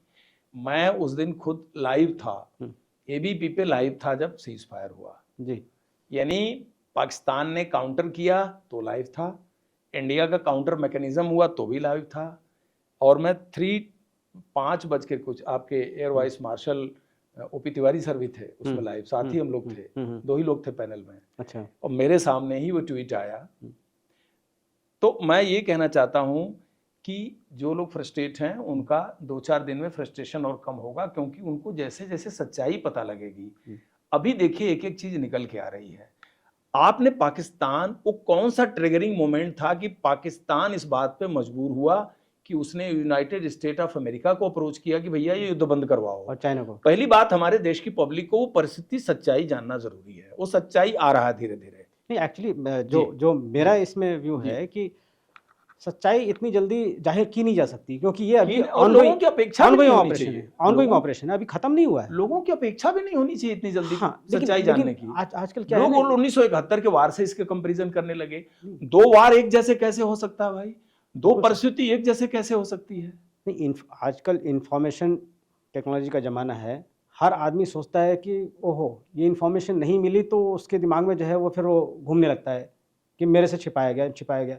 तो थोड़ा-सा जो है पेशेंस रखना चाहिए और वॉर का कवरेज इस तरह से नहीं होता है, जिस तरह से लोग बिल्कुल नहीं एक्सपेक्ट कर होता रहे है, हैं। बिल्कुल नहीं होता। इसमें भी बहुत सारी चीज़ें पब्लिक डोमेन में लोगों को आ गई हैं। हुँ, मैं तो ये कहता हूँ उससे भी कम पता होना चाहिए, उससे भी कम लेकिन पता। लोगों को पता यहाँ तक चल गया, क्योंकि अब इंटरनेशनल मीडिया, हुँ, आजकल लोग जहाज़ का भी ट्रैकिंग डेटा निकाल लेते हैं। हाँ, अभी जो चर्चा चल रही है कि टर्की से जहाज़ आया, हुँ, पाकिस्तान में उतरा, न्यूक्लियर प्लांट के इंसुलेशन, उसको जो है इंसुलेट करने के लिए हाँ, जहाज़ भी वहाँ चाइना आया। हाँ, बोरन लेकर के आया जो। एक स्टेज आई कि उसको आगाह करना पड़ा कि भैया अपना ये नेविगेशन सिस्टम, अपना जीपीएस सिस्टम ऑफ करो, नहीं तो पब्लिक तो आपका पता कर लेगी कि इतने बजे आपने सिग्नेचर छोड़ रहे हो। हुँ, ये चीज़ भी प्रूफ आ गई। इसकी तो भी बहुत ज़्यादा प्रूफ के साथ चर्चा शुरू हो गई है हुँ, कि कितना डैमेज हुआ है, उसका असेसमेंट वो लोग कर रहे हैं। हुँ, असेसमेंट के साथ और भी बाकी डिटेल्स इसी तरह से यूरोपियन मीडिया भी लेके आ रही है। हुँ, यूरोपियन मीडिया ने कल जो बोला है कि भारत इतना प्रेसिजन और इतना इफेक्टिव, लोग इसको वर्ल्ड का बेस्ट ऑपरेशन मान रहे हैं रवि जी। करेक्ट। दुनिया के बहुत ज़्यादा युद्ध दुनिया में नहीं हो रहे हैं। आज के तारीख में यूक्रेन रशिया है हुँ, और आप इजराइल और फ़लस्तीनियों का जो कन्फ्लिक्ट चल रहा है, मेन तो 2 ही वार चल रहा है। हुँ, बाकी ये जितने हाउदी हैं, आपके यमन है, सीरिया है, जॉर्डन है, इन सब जगहों में जो छोटी-मोटे चीज़ हो रही है, मैं उसको वार की संज्ञा नहीं दे रहा हूँ। नहीं, अमेरिका ने भी इतने ऑपरेशंस किए हैं, ये सब। उनका अमेरिका ने भी ये वार, अमेरिका ने पहली अपनी धरती पर तो कोई वार ही नहीं की। हुँ, जितने वार किए, मिडल ईस्ट में, साउथ उनका ईस्ट तो में, सब फायरिंग जगह। रेंज एशिया है। हुँ, उनका फायरिंग रेंज एशिया है मेनली, सारी कहानी, और मिडिल ईस्ट इसी में किया उन्होंने। हुँ, इस तरह का वार, इस तरह का एयरफोर्स और आर्मी के और नेवी के फायर पावर का इंटीग्रेशन, सबसे बड़ी बात है इसमें। 2 बहुत बड़ी बात है। एक बात है आपके खुद के ऊपर होने वाले हुँ, ऑफेंसिव को आप इफेक्टिवली न्यूट्रलाइज कर दिए हुँ, और आप एनिमी के इंटेंडेड टारगेट में बिल्कुल एक्यूरेट घुस गए। 2 के बाद क्या बचता है? कुछ भी नहीं बचता है। नहीं, अभी एक चीज़ जो मतलब समझना पड़ेगा, सोचना पड़ेगा, उस पर लोग तो रिसर्च करेंगे और उसको समझेंगे। हमने रशियन इक्विपमेंट यूज़ किया बिल्कुल किया, बिल्कुल किया। और हमने उनसे ज़्यादा अच्छा ऑपरेशन किया। बिल्कुल सही है। So isn't it S-400 man behind the machine which matters? 100%, 100%। हमारे यहाँ क्या है कि ये देश देखिए, ये देश बड़ा अद्भुत देश है। हमारे डीआरडीओ, इसीलिए प्रधानमंत्री महोदय ने प्रशंसा के जो शब्द हैं, साइंटिस्ट का उन्होंने स्पेशली नाम लिया है। और हमारे जो टेक्निकल, जो मैन बिहाइंड द मशीन, जो उसके पीछे एक वर्कफोर्स बैठी हुई है, उसने इस पूरे सिस्टम को, हम लोग इवन आर्मी के वेपन भी, जो काल गुस्ताव वगैरह हुआ, ऑटोमेटिक ग्रेनेड लॉन्चर रसिया से लेकर आए, इन चीज़ों का डेमोन्स्ट्रेशन और इस्तेमाल हमारे इंस्ट्रक्टर्स ने उनसे बेहतर किया। क्योंकि हमारे लोग करेक्ट। कई चीजों में टेक्नोलॉजी ट्रांसफर नहीं होती है, हमारे लोग टेक्नोलॉजी भी ब्रेक कर लेते हैं। इतना दिमाग है हमारे यहाँ के लोगों को। नहीं, दूसरा एक शब्द है जुगाड़। नेट का यूज हमने किया था जी, बताइए, वो भी जो है लोगों के लिए खिलौना था और हमने उससे जो है अद्भुत काम किया, उससे अद्भुत काम किया। तो इसलिए जो है भारत जो है ना, जुगाड़ तो देशी भाषा में हम बोल रहे हैं आपको, लेकिन चीजों को इम्प्रोवाइज करके और सारे असेट्स को, अवेलेबल रिसोर्सेज को, क्योंकि देखिए रिसोर्स के साथ पूरी दुनिया लड़ती है। भगवान राम ने लंका पे जो अटैक किया था, रिसोर्स कुछ नहीं था, बड़ा फेमस है, करेक्ट, विजय तब्या लंका चरण दियो जल निधि, कि लंका पे विजय पानी थी उनको। लंका का जो राजा था वो रावण था। चलिए सर, उस समय तो लोग तारों से नेविगेशन कर रहे थे, करते वहां गए थे, लेकिन अभी आज की तारीख में सत्वे भवति, आज उपकरण के पीछे आपकी जो एक चाहत है ना, एक इंटेंट है, और इंटेंट के साथ जिसको कहते हैं पुरुषार्थ, वो बड़ा जरूरी है। हमारे टेक्निकल स्टाफ, हमारे इंजीनियर बहुत कम रिसोर्सेज में रिजल्ट देते हैं, हमारे आज की बहुत तारीख कम पैसे में देते हैं। आज की तारीख में जैसे कुछ सालों पहले हम जो है किस पर निर्भर करते थे नेविगेशन के लिए, जीपीएस सिस्टम जो अमेरिका का है, दूसरा जो रशिया का है और एक यूरोपियन है, लेकिन आज की तारीख में हमारा अपना नेविगेशन सिस्टम है, नाविक। मैं तो चूंकि पायलट हूँ, मैं फ्लाई करता हूँ, तो मुझे पता है कि जो है नेविगेशन सिस्टम के बारे में पता है। अभी खैर इस बारे में तो बहुत बड़ा सब्जेक्ट है, लेकिन just for our viewers I want to tell कि अच्छा, अपना नाविक जो सिस्टम है, नाविक है, NAVIC करके, नाविक बोलो या नाविक, इंग्लिश में हो जाता है थोड़ा, तो वो हमारा अपना सिस्टम है, उसको कोई कुछ नहीं कर सकता। जीपीएस में उसमें इनएक्यूरेसी जो है, जो अमेरिकन सैटेलाइट्स हैं, वो अगर उसमें इनएक्यूरेसी डाल देते हैं तो आप भटक जाएंगे। आप ये जो प्रिसीजन स्ट्राइक कर रहे हैं वो नहीं कर सकते। जो दूसरे देशों के पास में जिनका कंट्रोल है, अगर उसमें एरर डालते हैं, जो इंटेंशनल एरर होता है वो डाला जाता है जानबूझ के, वॉर टाइम में, जस्ट टू मिसगाइड यू। तो ये जो पिन पॉइंट एक्यूरेसी आप देख रहे हैं प्रिसीजन एमिशन की जो किया है, वो अपने ही सिस्टम से हुआ है। So this is what, हाँ, अब खैर धीरे धीरे ये सब चीजें आएंगी, ये तो अपने आप में बहुत सुनेगी, सेटिस्फाई होगी, फिर पब्लिक सोचेगी नहीं यार ये कुछ वजह है। हाँ, ये कोई देखिए, ये कोई ऐसा नहीं है कि संसद में कोई ऐसा पब्लिक इंटरेस्ट का कोई बिल बहस हो रहा है, ये ऐसा कोई नहीं है कि अनाज के मूल्यों पे चर्चा चल रही है। करेक्ट। ये ऐसी चीज नहीं है कि इस समय प्याज का रेट डिस्कस हो रहा है। ये बड़ा एक इम्पॉर्टेंट और बड़ा एक क्रिटिकल इशू है नेशनल सिक्योरिटी का, इसके लॉन्ग टर्म इफेक्ट है। इसको आप ऐसे नहीं शेयर कर सकते, और इसकी डिटेल आने में थोड़ा धीरे धीरे टाइम लग रहा है, तब लोगों को पता लगेगा सीज फायर क्यों जरूरी था। जरूरी क्या था, भारत का तरफ तो कोई सीज फायर था नहीं, सीज फायर प्रस्ताव पाकिस्तान का था। दूसरी बात कि आपने क्लियर बोल दिया है, प्रधानमंत्री ने अपने भाषण में क्लियर बोल दिया कि टॉक और terrorism will not go together, एक साथ नहीं जाएगा, क्लियर कट है। दूसरा बोला कि अगर हम भारत के अंदर अटैक हुआ, आतंकवादी घटना हुई और पाकिस्तान के टेररिस्ट पाए गए, तो पाकिस्तान के टेररिस्ट और पाकिस्तान के सरकार को हम अलग करके नहीं देखेंगे। क्लियर वर्ड बोला उन्होंने। थर्ड चीज इतनी इंपॉर्टेंट बोली कि पानी और खून दोनों अब एक साथ नहीं बहेगा। सीधी बात है, तुम हमारे यहाँ के किलिंग करोगे तो हम सिंधु का पानी और चिनाब का पानी तुमको नहीं देंगे। तो सिंधु इनकी लाइफ लाइन है, बिल्कुल पीओके में घुसती है और कराची में आकर के गिरती है अरेबियन सी में। भारत के 5 नदियों का पानी वो एनवेलप करके अपने अंदर लेती है। सिंधु घुसती है, उसके तुरंत बाद झेलम घुसती है, झेलम के तुरंत बाद चिनाब घुसता है, चिनाब के तुरंत बाद रावी घुसता है, और लास्ट में सतलज घुसता है। और सतलज के अंदर ब्यास ऑलरेडी इंक्लूडेड है इंडियन टेरिटरी में। इतना वाटर बॉडी लेके वो पूरे प्लेन ऑफ पाकिस्तान को वो सिंधु देती है। अब ये क्या है, ये तो पीएम का कहना बड़ा क्लियर है कि ये चीज साधने, और लास्ट ये बोला कि तुम्हारा न्यूक्लियर ब्लैकमेलिंग हम अब नहीं बर्दाश्त करेंगे। वो भी डिमॉन्स्ट्रेट कर दिया, नंगा कर दिया कि हमने प्याज के ऊपर का रैपर हटा दिया, और रैपर तक हम पहुंच गए हैं, और रैपर तक पहुंचने की हमारी खुद की काबिलियत है, और हम जब चाहेंगे तो पहुंच जाएंगे। तो ये सब जो कहने वाली बात है, ये बहुत बड़ा उनका एक डिक्लेरेशन है पब्लिक के लिए, और हम यूं ही थोड़ी लड़ते जाएंगे। हमारा जो इंटेंशन पूरा हो गया, और आज भी ऑपरेशन सिंदूर खत्म तो हुआ नहीं है। चलिए हम लोग इसके, ये तो चूंकि ऑनगोइंग है, इसके बारे में हम बहुत सारी चीज़ें जानने के बावजूद भी हम उसके बारे में जो है बात नहीं कर सकते हैं पब्लिक फोरम में। हम वापस चलते हैं आपके फेमस ऑपरेशन पे। बहुत ही मेटिकुलसली प्लान्ड ऑपरेशन था और you were rightly awarded with Kirti Chakra. बहुत आपकी टीम जो इतने सारे अवार्ड मिले वो वाकई डिज़र्व करती थी, क्योंकि ये जो ऑपरेशन था उसमें आप लोगों ने एक तरह से out of the box thinking की, जहाँ तक मुझे पता है। ठीक है, आप लोगों ने वो चीज़ पकड़ी और छोटे छोटे सूत्रों से जो है कहाँ तक पहुँचे।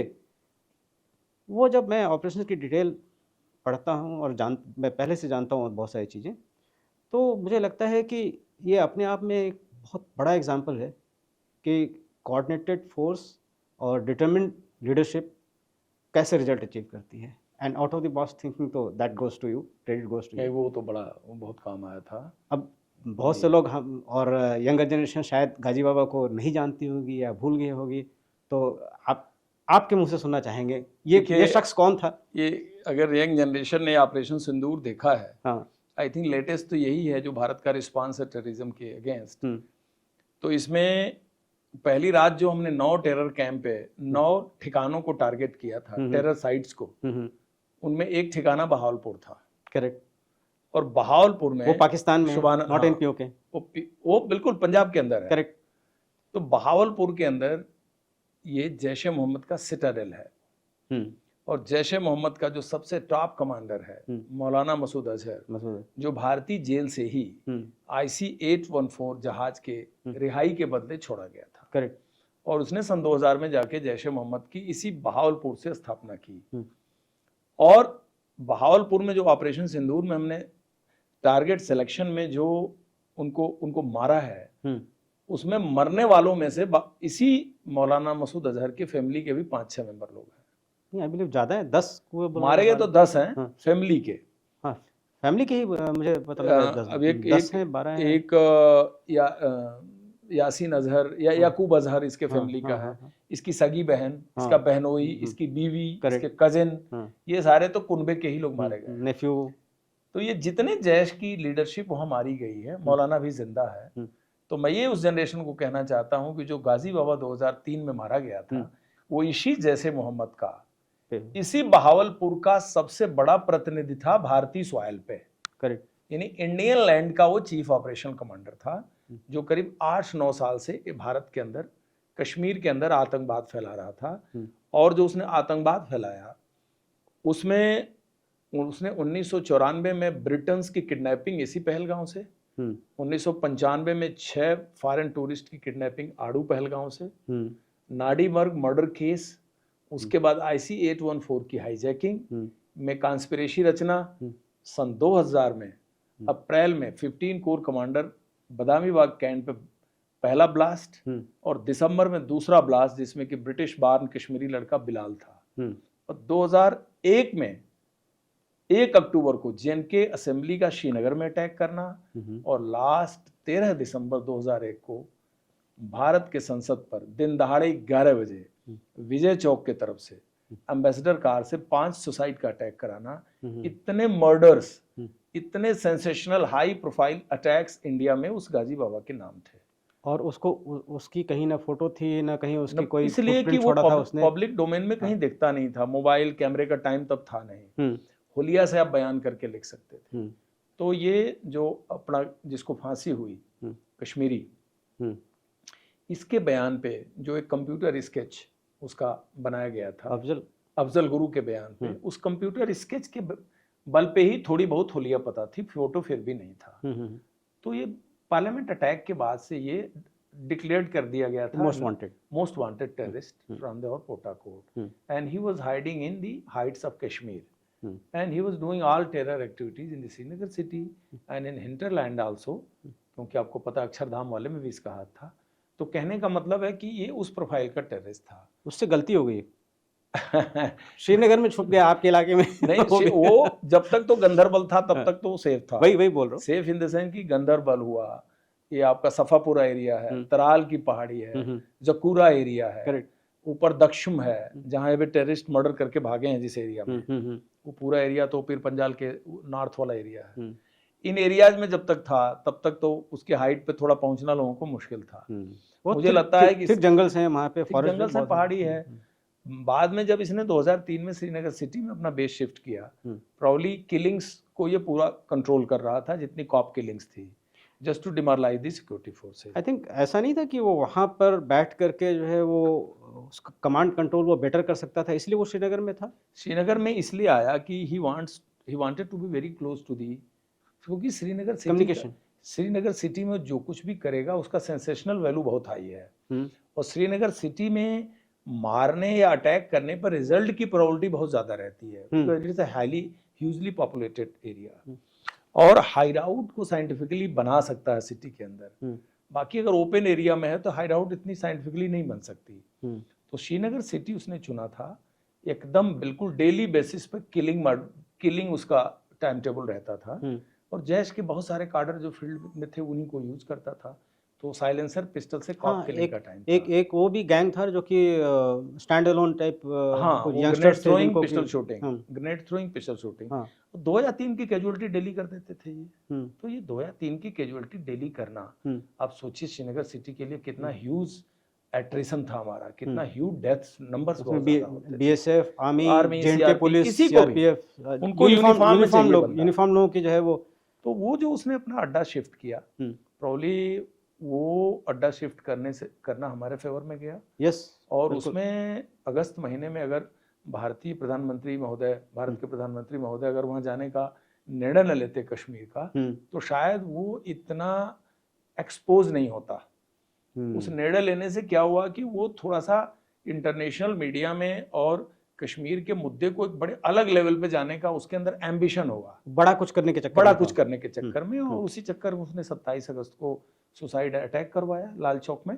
उस समय प्रधानमंत्री ऑलरेडी वाजपेयी जी ऑलरेडी वहाँ पे पहुंच चुके थे, और वो शेर कश्मीर इंटरनेशनल कन्वेंशन सेंटर डल कुछ अटेम्प्ट भी किया था उसने उनके कॉन्वॉय पे भी, नहीं कन्वाई पे कर नहीं पाया, कोई कन्वाई पे फेल हो नहीं पाया। कन्वाई तो सेफ चली गई, लेकिन जो हुआ अटैक वो हुआ उसी दिन लाल चौक में। अच्छा, एक ग्रीनवे होटल पे हुआ अटैक। रात भर इनकाउंटर चला, और अगले दिन जो उसे अटैक करना था 28 तारीख को प्रधानमंत्री के वापसी के दिन, उस अटैक का जो लाइव मॉड्यूल है पाकिस्तानी टेररिस्ट जैश मोहम्मद का, उसको हमारी पेट्रोल पार्टी ने पकड़ लिया। उसका पकड़ा जाना ही वहीं से शुरुआत होती है, उसका काउंटडाउन। ये एक चीज बताता है कि टेररिस्ट को मतलब कौन सा बिगर एसेट है, लाइफ पकड़ लेना या लाइफ पकड़ना।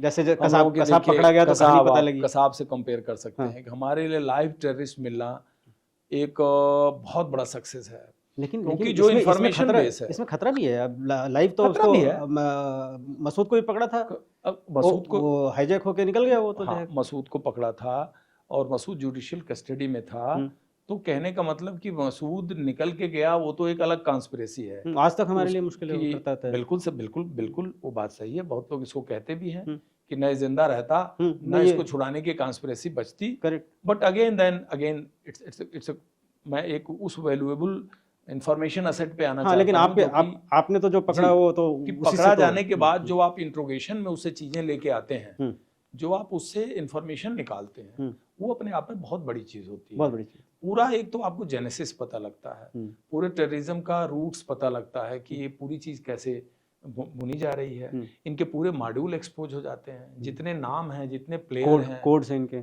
कौन इनके हैंडलर्स हैं, कौन मोटिवेटर हैं, इनफैक्ट फाइनेंसर, मतलब पूरी चीज ही आपके सामने आ जाती है।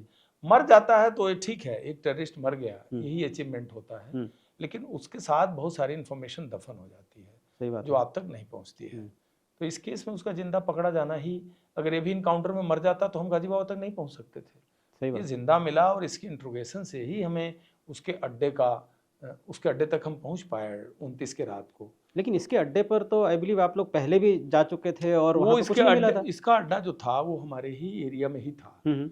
इस बात का हमको पता नहीं लगता था, क्योंकि ये बहुत सिक्रेटिव रहता था, और जिस घर के अंदर रहता था उसमें इसने सीक्रेट चैम्बर स्पेशली डिजाइन कर रखे थे एक शीशे के पीछे, और close circuit TV with night vision device के साथ रहता था ये उस जमाने में। उस जमाने में इतना वेल प्रिपेयर्ड था। तो उन मकानात में सर्च, कार्डन सर्च भी 1-2 बार हुआ, और उसमें लड़के गए और मकान को तलाश करके आ गए, लेकिन वो उस सीक्रेट चैम्बर तक नहीं पहुंच पाए, जबकि वो था वहां, जबकि उसके अंदर था वो।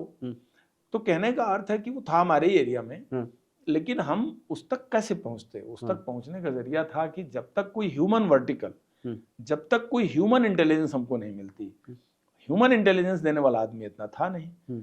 तो इस पाकिस्तानी के पकड़े के जाने के बाद जो एक ह्यूमन इंटेलिजेंस का हमको एक असेट मिला, हमको एक खजाना मिला, वही खजाना हमको उस हाइट तक लेके गया जिसने बनाया हुआ था वो राजमिस्त्री, जिसको इस पाकिस्तानी के पकड़ने के बाद इसके अड्डे को ध्वस्त किया हम लोगों ने। सीक्रेट चैम्बर इसका भी था एक अंडरग्राउंड, फिर उस मकान मालिक को पकड़ के लेकर आए, उसके इंट्रोगेशन के बाद हम उस कारपेंटर तक पहुंचे, फिर कारपेंटर को पकड़ के ले आए, फिर अब 29 की रात का हमारा एनकाउंटर हुआ।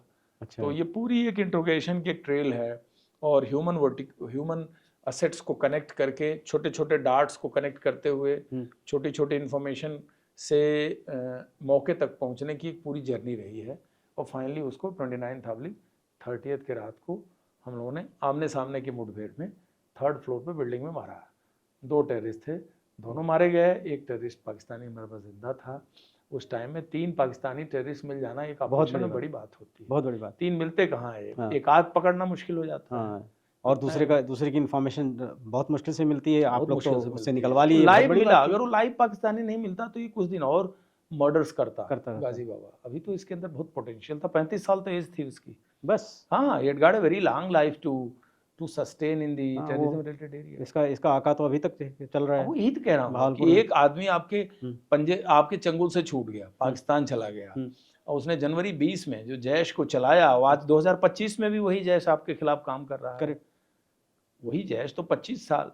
तो एक पोटेंशियल टेररिस्ट अगर आपके ग्रिप से छूट गया तो टेररिज्म को एक बहुत बड़ी उछाल मिलती है, और एक पोटेंशियल टेररिस्ट अगर आपने मार दिया तो टेररिज्म 13 साल तक चुप भी रहता है। करेक्ट, 13 साल तक घटना भी नहीं होती, क्योंकि इनके यहाँ भी उस शेप साइज के, उस कैलिबर के टेररिस्ट तो रोज रोज पैदा होते नहीं हैं, फुट सोल्जर होते हैं। They also need very critical planners. तो ये जो ग्रुप था, ये प्लानर ग्रुप था, जिसके अंदर इंडिया के अंदर आके इतने साल तक सरवाइव करना, दिल्ली के हार्ट के अंदर पार्लियामेंट पे अटैक करा देना, ये कोई छोटा काम तो थोड़ी है। बिल्कुल, ये तो कितनी प्लानिंग की होगी उसने, कितने लोगों को तैयार किया होगा, रेडिकलाइज किया होगा। करेक्ट, पूरे लॉजिस्टिक्स से लेकर के पूरे जो उसके सपोर्ट सिस्टम है दिल्ली में भेजा होगा ना। हाईटेक चीजें उसके पास जो आप लोगों ने, अम्बेसडर कार भी सेकंड हैंड खरीद लेना, उसका बूट भी मॉडिफाई करा लेना, आरडीएक्स भी फिट कर देना, और उसके पासेस वगैरह भी पासेस बना लेना हैंडीकैम से, उसके आगे लाल बत्ती लगा लेना कबाड़ी के यहाँ से खरीद के। मतलब ये सारी चीज करना, और जब सेशन में पार्लियामेंट है तो उसको मोबाइल पे गाइड करना, सुसाइडर्स को दिल्ली में लाना, उनको ठहराना, किराए का घर दिलाना, कवर स्टोरी क्रिएट करना, ओजीडब्ल्यू तैयार करना, इट्स अ बिग थिंग। अच्छा, अब हम इसके जो एक्चुअल ऑपरेशन के बारे में थोड़ा सा आपसे जानना चाहेंगे। एक्चुअल तो ये हुआ कि करीब 330, क्योंकि जो ग्राउंड जीरो मूवी हम लोगों ने देखी, ठीक है, तो उसके बारे में मैं इसलिए कमेंट करूंगा कि हर डायरेक्टर को अपना क्रिएटिव फ्रीडम चाहिए, सिनेमेटोग्राफिक फ्रीडम है, वो बिल्कुल एक आर्टिस्टिक क्रिएशन और डिस्क्लेमर भी करते हैं, बिल्कुल सही बात है, this is for the purpose and, तो उसका कोई क्रिटिसिज्म नहीं है इसमें जी। लेकिन जो आप तो एक्चुअल हीरो आप हैं, उसमें जो लास्ट सीन है, इमरान हाशमी ने उसमें बड़ी अच्छी एक्टिंग की है, अच्छी मूवी है, मुझे तो बड़ी अच्छी लगी, लेकिन I appreciate his efforts. Yes, तो लास्ट में तो वो घर हम लोगों ने उसी तरह से घेरा जैसा दिखाया गया है जी। इसमें शायद घेराबंदी और कार्डन वाला पार्ट नहीं दिखाया है, हाँ ऑब्वियसली वो टेक्निकल चीज, 2 टियर कार्डन लगा हुआ था जी। और ये पूरी आपकी बटालियन का ही, मेरी बटालियन और एक 193 बटालियन की भी नफरी, दोनों को हमने कंबाइन कर दिया था। और आपके सीओ छुट्टी पे थे उस समय, तो आप छुट्टी पे थे इसी दिल्ली में, वहीं से जहां आप पॉडकास्ट कर रहे हैं, इसे 500 मीटर दूर ही रहते भी हैं। अच्छा, वो एक सोसाइटी है इधर एनएसजी की, अच्छा, उसी में रहते हैं। अच्छा, ये ओके सोसाइटी में वो छुट्टी पाए हुए थे, तो मैं ही उस समय बटालियन को हेड कर रहा था। तो उस रात तो करीब 3:30-4 o'clock हम लोग ऑपरेशन के लिए निकले, ब्रीफिंग वगैरह हुई, और मकान को हम लोगों ने 2 टियर में घेर लिया। घेरने का सीन फिल्म में नहीं दिखाया है। घेरने के बाद हम अंदर घुसे, नहीं, तब तक आपको ये कारपेंटर मिल गया था जो हाँ डिजाइन हाँ, बना था ना? कारपेंटर तो अच्छा। 28 के दिन में ही ले आए थे हम लोग। ओके, हाँ 28 के पूरे दिन तो कारपेंटर का ही इंट्रोगेशन चला। हाँ, तो आखिर उसने घर में बनाया नहीं, क्या है? 29 को लाए, 29 के सवेरे लाए, ओके। 29 के पूरे दिन उसका इंट्रोगेशन चला और 29/30 के रात को ऑपरेशन हुआ। हम्म तो इस मकान में बस वही अंदर घुसना और 3rd फ्लोर पे जाना बिल्कुल सही दिखाया है। हम्म टॉप फ्लोर पे हम लोग घुसे, हम्म बट हमारी टीम 8-9 लोगों की थी। हम्म, जो अंदर घुसी थी, बाकी अंदर तो घुसी थी। कॉर्डन में थे। 2 तो ऑपरेटर थे, 3 अफसर थे, 5। हम्म 5 के बाद शहीद बलबीर 6, हम्म नीलकमल 7, भदौरिया 8, कुलदीप 9, राजवीर 10। हम्म 10 थे। हम्म तो 2-3 तो सीढ़ियों में ही रहे क्योंकि हाँ, पतली सीढ़ी थी, करेक्ट। बाकी अंदर घुसे। घुसने के बाद वो बिल्कुल सीन सही है कि हमने एक एक सरसरी निगाह डाली, कुछ नहीं। वाकई में कुछ नहीं दिखा। हाँ। शीशा लगा हुआ था, शीशे और पे वो भी नजर गई, ड्रेसिंग के ऊपर सामान भी रखे कुछ हुए भी थे। पूरा सामान रखा हुआ है। It is very confusing. ऐसे लगना लगा कि तो सेटबैक है, हम फालतू आ गए यहाँ पे, इसमें तो है ही नहीं है। हाँ। तब कारपेंटर ने हमको इशारा किया शीशे पे। नहीं, शीशे पे जब इशारा किया तो समझ में आ गया। हमारे और गन के बीच कुछ 6 इंच या 6 इंच दूरी होगी, चाहे 1 फुट दूरी होगी। हम तो बिल्कुल मुंह पे तो खड़े थे शीशे के। हाँ। कोई दूरी तो थी नहीं। हाँ। इससे करीब थोड़ा छोटा कमरा रहा होगा और वो सीसीटीवी पे हमको मॉनिटर पे देख रहा है। 2 टेररिस्ट AK-47 कॉक करके और वो तैयार है। देख रहे हैं और आप उसके सामने खड़े हैं। शीशा जब इशारा किया तो क्या करेंगे आप? शीशे से विड्रॉ करने का कोई चांस नहीं है। गए ही आप उसी ऑपरेशन के लिए। तो जो शीशे पे किक मारी, उसके बाद हमारा इस्तकबाल ग्रेनेड से हुआ और गोलियों से। फिर तो धड़ाम भड़ाम वो शुरू हो गया चलना और एक कुछ ही सेकेंड्स में कितने ग्रेनेड डाले उसने। पूरा रूम धुआं धुआं, बिजली का बल्ब सब फूट फाट गया। हमारे एक जवान को गोली लगी जो बलबीर को, सरवाइव नहीं कर पाया, अनफॉर्चुनेटली ही डाइड। और बाकी जो ग्रेनेड के छर्रे थे, सुपरफिशियल इंजरीज हुई 3 लोगों को। एक जवान को हाथ में गोली लग गई, चेस्ट में गोली लग गई, वो उसको जगह छोड़ना पड़ा। लास्ट में हम 3 ऑफिसर अंदर बचे थे। उसमें जो बलबीर का रोल दिखाया सरदार जी का, वही मेरा गार्ड था जिसको शहीद होते दिखाया फिल्म में। करेक्ट। जिसको शौर्य चक्र मिला है, वही है वो लड़का। आपको भी मेरा हाथ पूरे है तो पूरे हैंड में कंप्लीट हाथ तो मेरा डिमोलिश पूरा ही पूरा चला गया था। और हाथ के साथ पेट में लगी गोली, पैर में लगी, चेस्ट पे लगी, दाहिने तरफ से पेट में जो लगी वो भी अंदर ही है, मेरी निकली नहीं। वो अंदर है। 22 साल है पड़ी हुई अंदर। तो कितना टाइम लगा रिकवर होने में? रिकवर होने में 4 to 5 years। मतलब मैं 19 दिसंबर 2007 को डिस्चार्ज हुआ एम्स से। और उसके बाद भी ऑपरेशन हुआ था, ये हुआ था 3 में, अगस्त 3 में। 4 साल लगे आपको। 4.5 years। तो पहले आपको जो है वहाँ पे बेस हॉस्पिटल, पहले हमको 92 बेस हॉस्पिटल में इवैक्यूएट किया।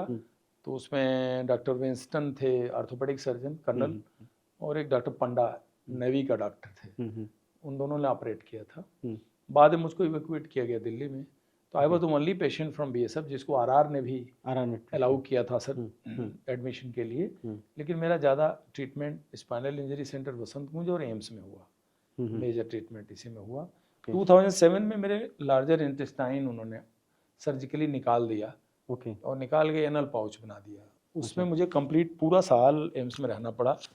पूरा साल बोले तो मार्च से दिसंबर तक। और बीच बीच में ये बड़ा इमोशनल मोमेंट रहा होगा आपके लिए। तो बहुत खराब पीरियड। आपके लिए तो बिकॉज सोल्जर हैं, मतलब आपने देखा है ऑपरेशन। अब देखिए कि सबसे गंदा चोट आपको इस हाथ में दिख रहा है। हाँ। लेकिन मैं जिस प्रॉब्लम से जूझ रहा था, मैं हाथ का चोट तो ध्यान ही नहीं दे रहा था। ये मेरा सबसे कम वाला पार्ट था। अच्छा। क्योंकि एक हाथ नहीं था तो दूसरा तो चल रहा था। पेट को लेके, इंटेस्टाइन को लेके जो मुझे मतलब दिन में तारे देखने पड़े। मेरा हेमोग्लोबिन 6.45 के करीब हो गया था। इम्यूनिटी डाउन हो गई थी, ब्लीड कर रहा था मैं, खाना खाता नहीं था, बिल्कुल पेल हो गया था चेहरा। और लास्ट में डॉक्टर्स ने बोला कि अब तो इन्फ्लेक्सिमेब थेरेपी से भी मैं ठीक नहीं हो रहा था। 1.25 लाख 1 लाख के इंजेक्शन लगते थे, कोई फर्क नहीं पड़ा। फिर लाइफ धीरे धीरे जाने लगी। तो उन्होंने बोला आपके इंटेस्टाइन निकालनी पड़ेगी हमको, क्योंकि कोई दवा काम ही नहीं करती थी। इवन हाई इसमें आपके जो डोजेज तो थे ही, जो आप इम्यूनिटी के लिए देते हैं स्टेरॉइड, हाई स्टेरॉइड भी लिया मैंने। स्टेरॉइड से इम्यूनिटी और कम हो गई होती है। तब they decided to remove the colon. फिर उन्होंने एनल पाउच से जो 3 सर्जरी एक ही कैलेंडर ईयर में हुई पेट की, और एक ऑलरेडी हो चुकी थी जब गोली लगी थी। तो मेरा पेट का जो मिड लाइन है 4 बार खुला, मतलब डॉक्टर्स कहने लगे भाई तुम बटन ही लगा लो यहाँ पे, ये मजाक है। बार बार खोलना हाँ, पड़ता एम्स के डॉक्टर कहते थे बटन लगा लो, और तुम्हारा एनल पाउच ठीक नहीं हुआ तो एक्सटर्नल बैगेज कर देंगे, तो 9mm पिस्टल जैसे लटका रहेगा, उसी से तुम्हारे जो क्रिया कर्म है, नेचुरल काल है, वो थैले से ही होगा। नहीं, अब और वो तो थैला 1 साल लटका भी रहा, यहाँ लटका रहा, यहाँ लटका रहा। बाद में दिसंबर 7 में जाके फाइनल हमारी सर्जरी हुई, और वो बहुत खराब साल 2007 था, पर लाइफ बच गई। आपके परिवार पे क्या गुजरी इसकी, और बहुत मतलब काफी इसमें ट्रॉमेटिक रहा। 2003 वाला बहुत ज़्यादा रहा, क्योंकि बच्चे हमारे 2000 में वहाँ पोस्टिंग गया, तो मैं कश्मीर ही शिफ्ट किया, तो पढ़ाई लिखाई श्रीनगर सिटी डाउनटाउन से ही बस जाती थी। अच्छा। बटमालू, शहीदगंज और उसी बाराजूला के रास्ते से बस जाती थी।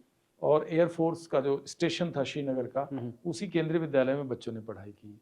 तब सोचिए कि उस डाउनटाउन से 2001, 2, 3, 4 में बच्चे पढ़ाना, तीनों बच्चे हमारे बस में जाते थे। कोई बुलेट प्रूफ बस भी नहीं थी, कुछ नहीं, एक आगे जिप्सी गार्ड है, एक पीछे गार्ड है, खड़ा है, कौन कहाँ ग्रेनेड ब्लास्ट, आईडी ब्लास्ट, गोली मार दे। ऊपर वाले की कृपा से ये नहीं हुआ, हम तो लड़ते रहे, लेकिन बस पे कभी अटैक किया नहीं इन्होंने।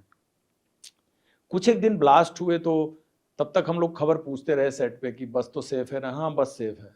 आ गए बच्चे, मुझे गोली लगी, मुझे दिल्ली भेजा गया। उसमें बच्चे का बोर्ड था, बड़े बेटे का 10th बोर्ड का फॉर्म भरा जा चुका था, तो वाइफ शिफ्ट हो ही नहीं सकती थी। मुझको दिल्ली छोड़ के ये लोग कश्मीर बैठे रहे, जहाँ मुझे चोट लगी थी। बोर्ड करा के 2004 में लोग शिफ्ट हुए, और ट्रीटमेंट पीरियड यहाँ मैं हॉस्पिटल में अकेले था, यानी परिवार का तो कोई था नहीं। फोर्स बीएसएफ के लड़के हमें सपोर्ट करते रहे, और बीएसएफ हेडक्वार्टर बहुत सपोर्ट किया, मेडिकल डायरेक्टरेट सपोर्ट किया। लेकिन जब दिल्ली वो लोग आ गए, तो जो मेरा कोलोन का प्रॉब्लम था वो ऐसा था कि रात के 3 बजे इमरजेंसी में एडमिट हो रहे हैं, कभी 12 बजे जा रहे हैं। बहुत ही ज़्यादा वो खराब period. Doctors did a good job, बहुत ज़्यादा उन्होंने इंटेस्टाइनल वर्क बहुत बढ़िया किया। तो मेरे 2008-7 तक की जर्नी में तो इन लोगों को, परिवार को काफ़ी बहुत ज़्यादा भुगतना पड़ा।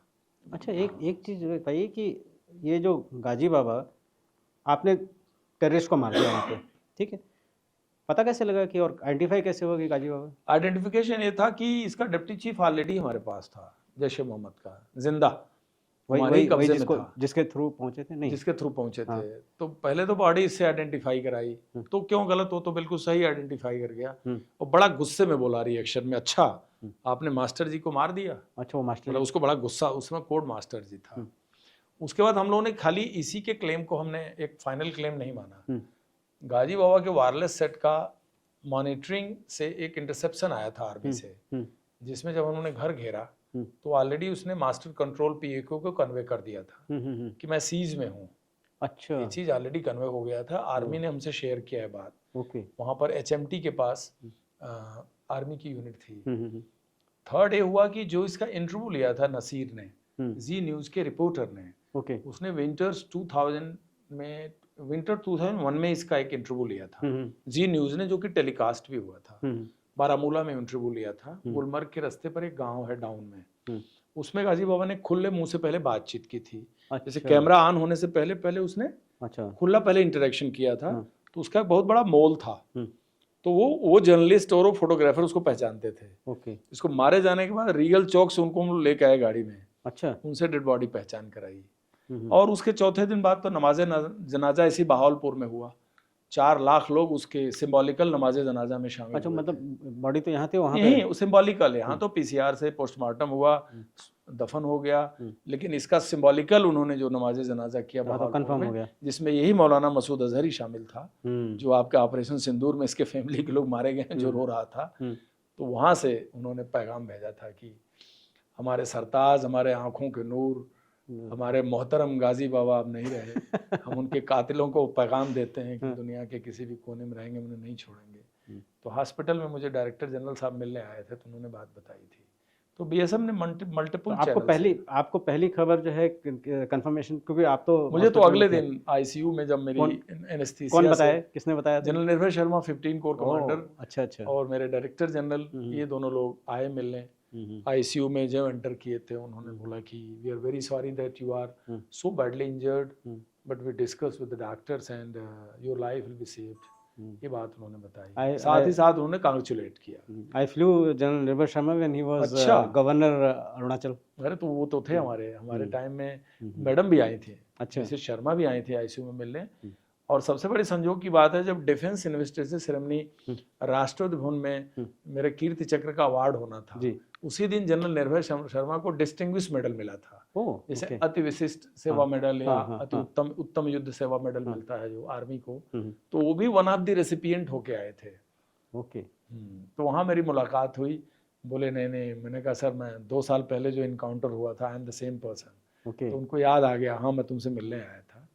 मैडम और वो दोनों बाद में यहाँ वो शायद दिल्ली में भी पोस्टेड थे। General Sharma was in Delhi also. So this was very well conducted operation and बिल्कुल बड़ा नीट एंड क्लीन ऑपरेशन था। आपके भारत ने उसामा बिन लादेन को मारने का एक क्रेडिट लिया। एक बलवीर की एक हमारे शहीद साथी बलवीर की शहादत हुई और ये एक हमारा लॉस हुआ है। अदरवाइज कोई कोलैटरल बाकी कोई कोलैटरल नहीं, किसी पब्लिक को कोई गोली नहीं लगी, इतना आम आदमी को कुछ भी नहीं नुकसान हुआ। और हमारा भी देखा जाए तो एक जीवन हम नहीं बचा पाए, बाकी इसके बदले हमने जिस लेवल का ऑपरेशन था, हम मान के चलते हैं कि हमारी कैजुअलिटी कम हुई। ये रहा। वाकई तारीफ़ काबिल ऑपरेशन था। और बिल्कुल सही। मुझे लगता है कि हमारे व्यूअर्स जो है आपसे हमारी बातचीत को सराहेंगे। थैंक यू सो बहुत सारी चीज़ें उसमें जो है खुल के सामने आई हैं। और करंट अफेयर्स पे चूँकि ऑपरेशन चल रहे हैं उससे ज़्यादा हम बात करना नहीं रहेगा। लेकिन आपकी ये जांबाजी जो है वो तो अपने आप में एक नूर है और इतना बढ़िया एग्जाम्पल है। Thank you so much. Thank you so much. You conducted the conversation so well, and because of that, I could come out with so many facts and figures. Thank you so much for choosing me to talk. Thank you.